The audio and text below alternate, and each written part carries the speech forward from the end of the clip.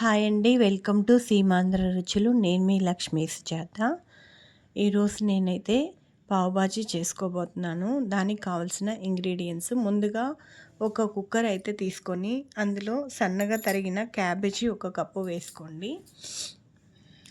బాగా కడిగి 2 సార్లు కడిగిన తర్వాత వేసుకోండి. క్యాబేజీలో కూడా కొంచెం పురుగులవి ఉంటాయి, అందుకని బాగా కడిగి వేసుకోండి. అలాగే 2 కప్పులు ఆలుగడ్డ, 1 కప్పు బఠానీ, కొంచెం ఒక హాఫ్ క్యారెట్ వేసుకోండి. అంటే క్యారెట్లో సగం వేసుకోండి. ఇప్పుడు 1 క్యాప్సికమ్ వేసుకోండి. 1 కప్పు గోబీ వేసుకోండి. క్యాలీఫ్లవర్లో కూడా బాగా పురుగులు అవి ఉంటాయి, జాగ్రత్తగా చూసుకొని నీట్గా బాగా కడుక్కొని వీలైతే వేడి నీళ్ళల్లో వేసుకోండి.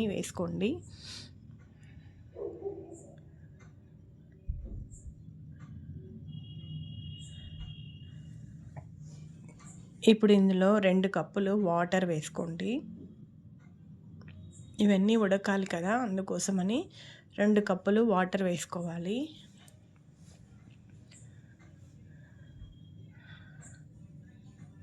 నాకు జలుబు చేసి బాగా ఎక్కువగా ఉంది, అందుకోసమే వాయిస్ అనేది చాలా తక్కువ వస్తుంది. అలాగే సరిపడా సాల్ట్ వేసుకోండి. రాక్ సాల్ట్ కానీ అలాగే లేకపోతే పింక్ సాల్ట్ కానీ వేసుకోండి. ఈ విధంగా వేసుకొని కొంచెం కలిపినట్టుగా చేసుకొని మనము మూత పెట్టేసుకోవాలి.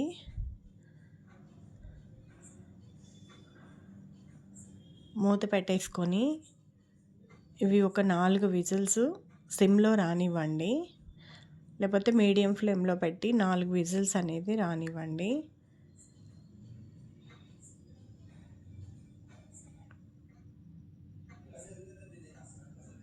చూసారు కదా, మీడియం ఫ్లేమ్లో ఉంది. ఇప్పుడు ఇవి 4 విజిల్స్ కానీ 5 కానీ రానివ్వండి. తర్వాత నేను ఇంకొక ప్యాన్ అనేది స్టవ్ మీద పెట్టుకొని దాంట్లో ఒక గరిట ఆయిల్ వేసుకోండి. ఆ ఆయిల్ బాగా హీట్ అవ్వనివ్వండి. ఈలోపు మనము ఆనియన్, టమాటోస్ కట్ చేసి పెట్టుకోండి.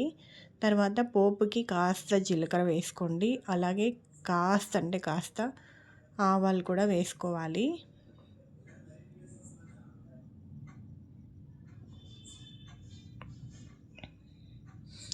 ఇవి కొంచెం చిటపటలాడనివ్వండి.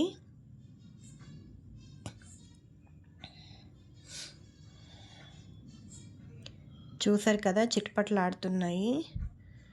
ఈ విధంగా చిటపటలాడిన తర్వాత చాలా సన్నగా కట్ చేసుకోండి, మీకు వీలైనంత సన్నగా. అలా కట్ చేసుకున్న ఆనియన్స్ వేసేసుకోండి. అలాగే కరివేపాకు కూడా వేసుకోండి. ఇవి బాగా వేగనివ్వండి. అలాగే ఒక 3 పచ్చిమిర్చి సన్నగా పొడవుగా కట్ చేసేసుకొని వేసుకోండి. దీన్ని బాగా ఫ్రై చేసుకోండి.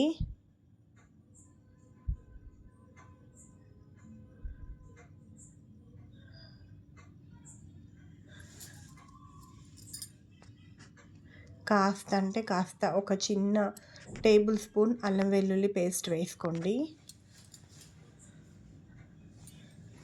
కాస్త పసుపు.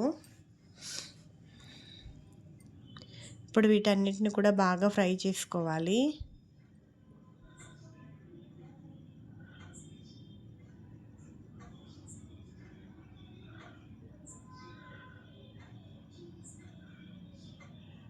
బాగా రెడ్గా అయ్యేంత వరకు కూడా ఫ్రై చేసుకోండి.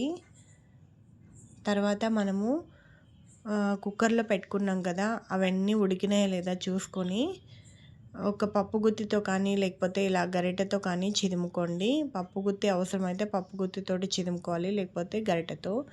ఒక 2 టమాటోస్ వేసుకున్నానండి. బాగా మాగిన టమాటోస్ 2 వేసుకున్నాను, సన్నగా కట్ చేసి. ఇప్పుడు ఆ టమాటో కూడా కొంచెం వేగనివ్వాలి. చూసారు కదా, పప్పు గుత్తి అయితే బాగా వస్తుందని చెప్పి నేను పప్పు గుత్తితోనే మీకు చూపిస్తున్నాను. మరి చాలా సన్నగా కట్ చేస్తే పప్పు గుత్తి అయితే అవసరం లేదు, కానీ నేను కొంచెం ఆలుగడ్డ అవి కొంచెం పెద్దగా కట్ చేశాను కదా, దానికోసం పప్పు గుత్తితోటి చిదుముతున్నాను.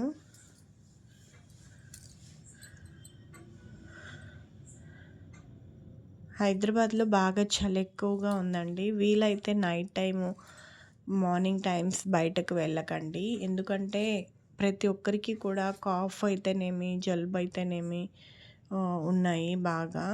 కోల్డ్ అవి ఎక్కువ ఉన్నాయి. దానివలన అనవసరంగా బాడీ పెయిన్స్, అనవసరంగా టాబ్లెట్స్ అవి వాడాల్సి వస్తుంది.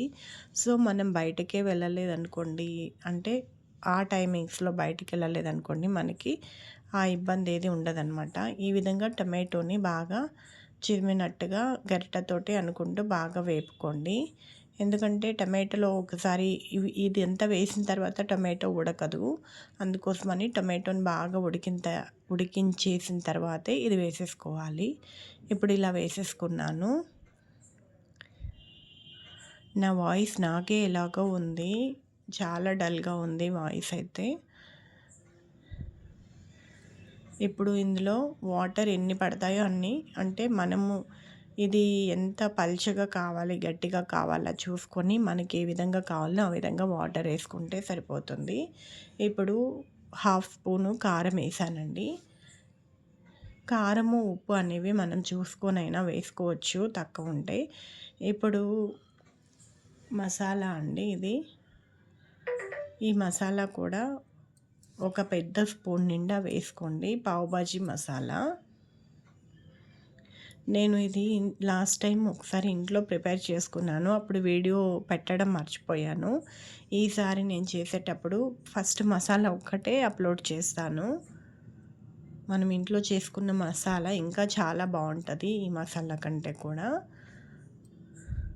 ఇప్పుడు ఉప్పు చూసేసుకోండి, కారం, ఉప్పు కానీ కారం కానీ తక్కువ ఉంటే ఇక్కడ మనం వేసేసుకొని ఉడికించేసుకుంటే సరిపోతుందండి. నేను వెనకాల స్టవ్ మీద టమాటో సూప్కి పెట్టాను.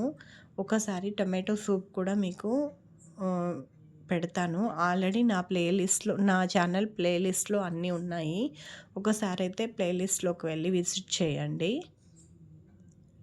ఇంకా కొత్తిమీర చల్లేసుకున్నాను. నా కర్రీ అయితే అయిపోయిందండి. ఇప్పుడు దీన్ని ఒక పెనం పెట్టేసుకొని దాని మీద కొంచెం బటర్ వేసేసుకొని, ఆ బటర్తో కొంచెం పావుబాజీ మసాలా వేసేసుకొని పావులైతే ఈ విధంగా కాల్చేసుకోవాలి. ఇలా కాల్చుకున్న తర్వాత ఈ కర్రీతో ఆనియన్స్ వేసుకొని సర్వ్ చేసుకుంటే సరిపోతుంది. నచ్చితే లైక్ చేయండి, షేర్ చేయండి, కామెంట్ చేయండి, సబ్స్క్రైబ్ చేయడం మర్చిపోవద్దు. బాయ్.